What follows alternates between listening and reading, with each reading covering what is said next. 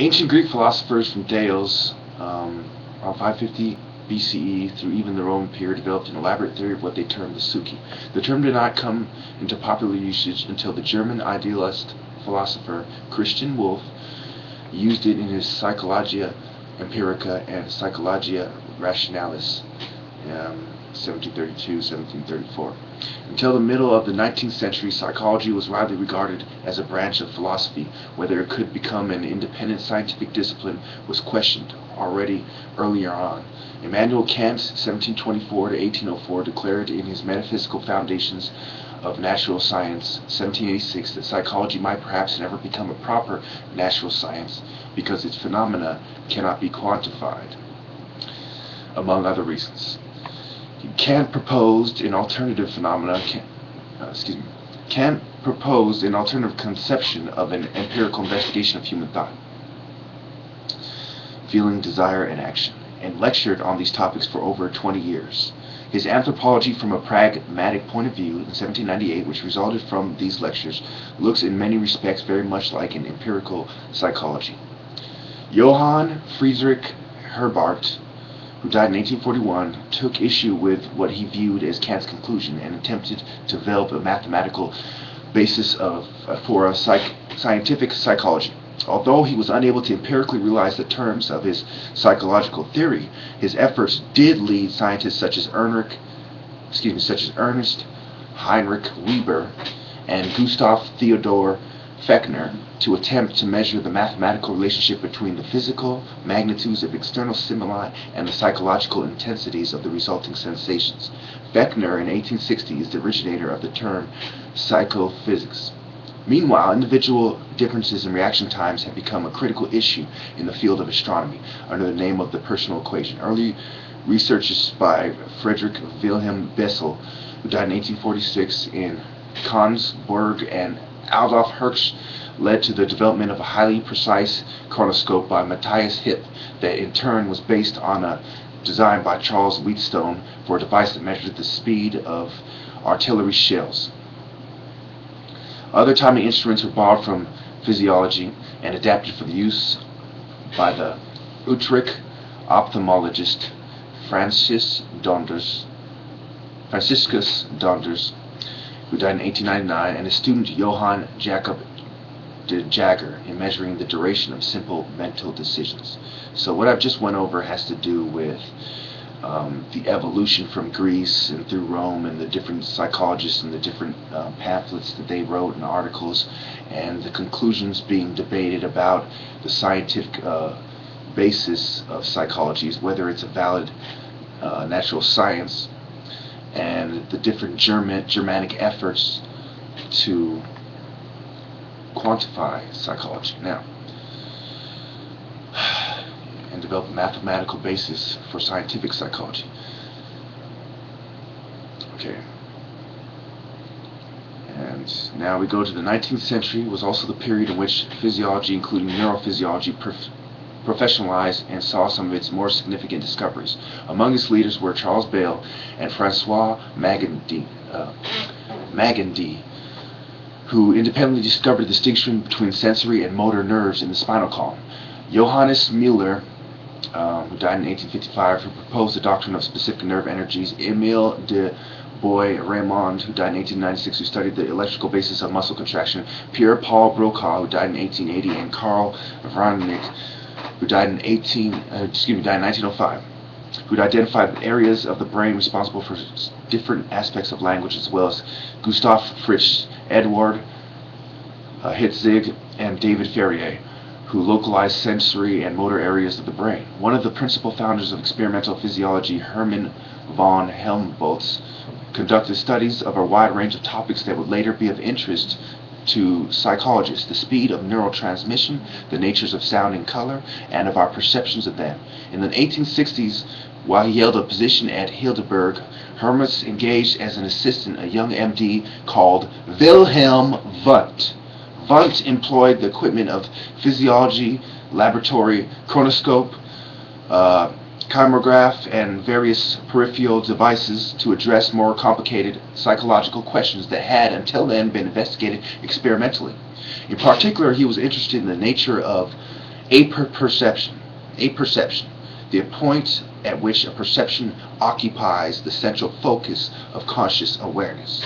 Now how we're talking about levels of consciousness. When it comes to applying the understanding of levels of consciousness, I pointed out why I'm the expert and they aren't. I'll take a little break here, let you soak this in. I'm talking about neurophysiology and complex stuff like motor functions and the transmission of color and sound in the brain and the how Germans studied this. So a lot of the studies are valid studies based on principles from other sciences, like they're studying artillery shells and astronomy, etc. But as soon as we get into the schools of thoughts applying the valid scientific principles for their own agenda and psychiatry being formed from that, that's when the problem comes in. In 1874, Wundt took up professorship in Zurich, where he published his landmark textbook, Grundzüge der Physiologischen Psychologie, Principles of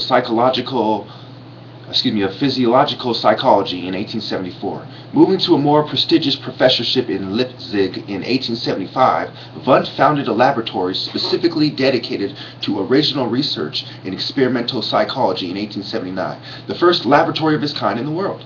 In 1883, he launched a journal in which to publish the results of his and his students' research. It was called Philosophical Studies, was the title of it in German. Wundt attracted a large number of students not only from Germany but also from abroad. Among his most influential American students were G. Stanley Hall, James McKean Cattell, and Frank Angell. The most influential British student was Edward Bradford Titchener, who later became a professor at Cornell. Experimental psychology laboratories were soon also established at Berlin by Karl Stumpf and at Göttingen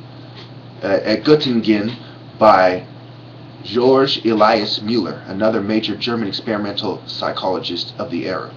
Though he did not direct his own research institute, you also had Hermann Ebbinghaus.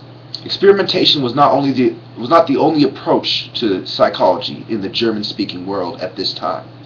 Starting in the 1980s, employing the case study technique, the Viennese physician Sigmund Freud developed and applied the method of hypnosis, free association, and dream interpretation to reveal putatively unconscious beliefs and desires that he argued were the underlying cause of his patient's hysteria.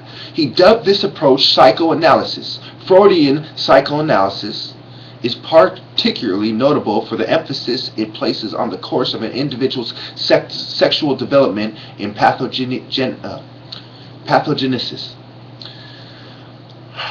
Psychoanalytic concepts have had a strong and lasting influence on Western cultures, particularly on the arts. Although its scientific contribution is still a matter of debate, both Freudian and Jungian psychology revealed the existence of compartmentalized thinking, in which some behavior and thoughts revealed the existence of are hidden from consciousness, yet operative as part of the complete personality.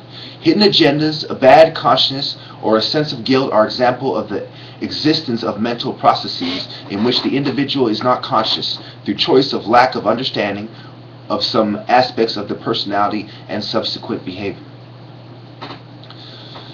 Psychoanalysis examines mental processes which affect the ego, and understanding of these theoretically allow the individual greater choice and consciousness with a healing effect in neurosis and occasionally in psychosis, both of which Richard von Krafft-Ebing defined as diseases of the personality.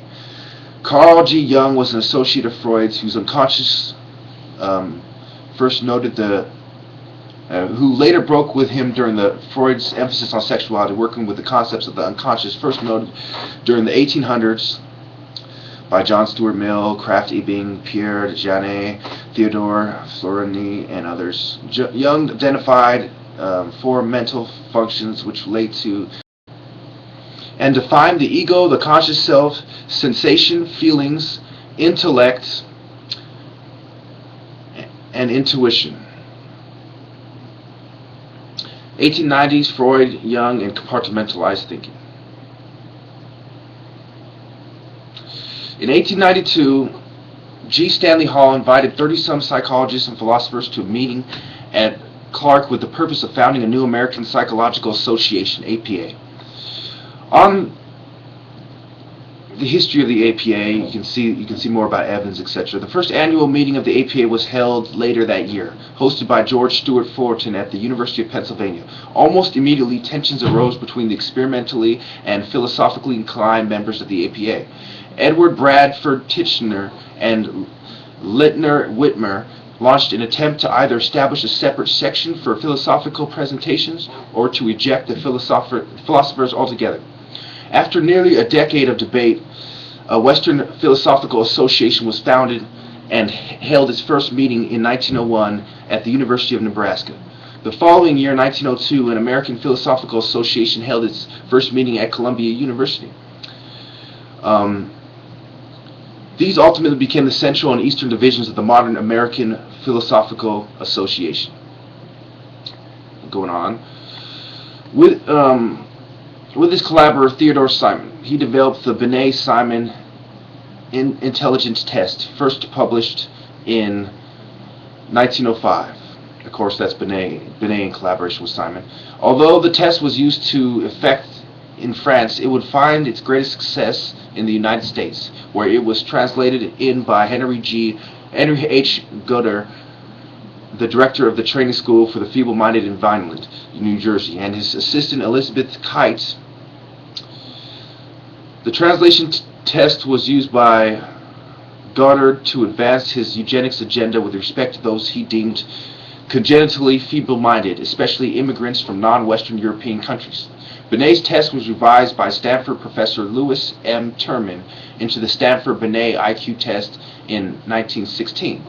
With Binet's death in 1911, the Sorbonne Laboratory and L'Année Psychologique fell to Henri Perron. Perron's orientation was more physiological than Binet's had been.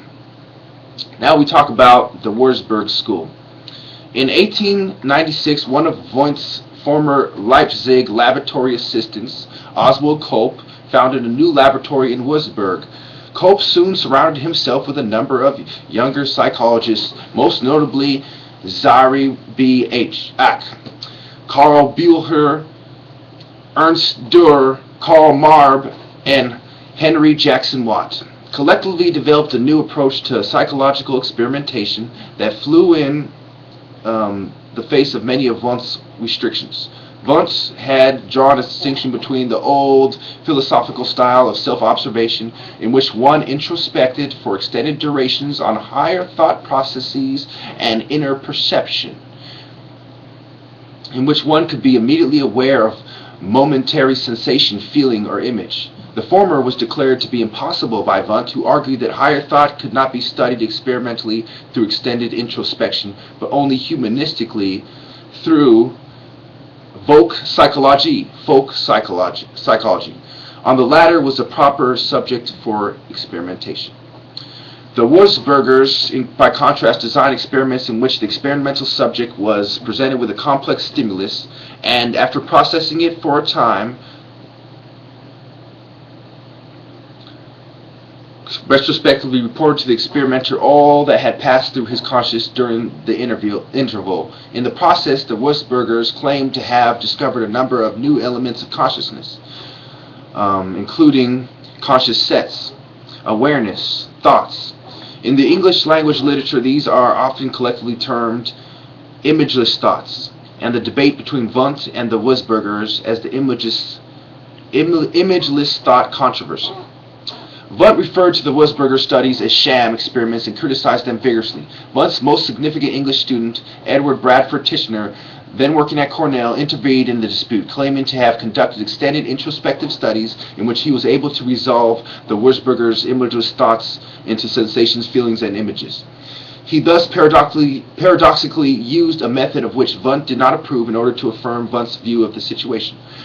The imageless thought debate is often said to have been instrumental in undermining the legitimacy